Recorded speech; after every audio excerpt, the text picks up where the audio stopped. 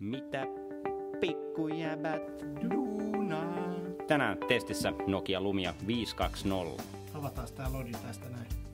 Tää laatikko on kyllä sen verran paksu ja iso, että sen avaaminen on pakko aloittaa tuolta päädystä, koska ei tää oikein muuten tunnu täältä aukeavan.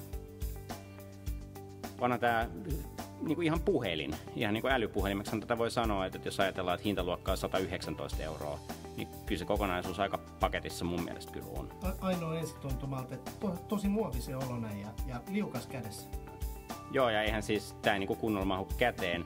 Pikkasen terävät nuo kulmat on, mutta kyllä tää käyttöliittymä ja näyttö, mietin, että maksat 119 €, niin onhan tää nyt ihan ok. Joo, todellakin siihen nähden erittäin ok luuri.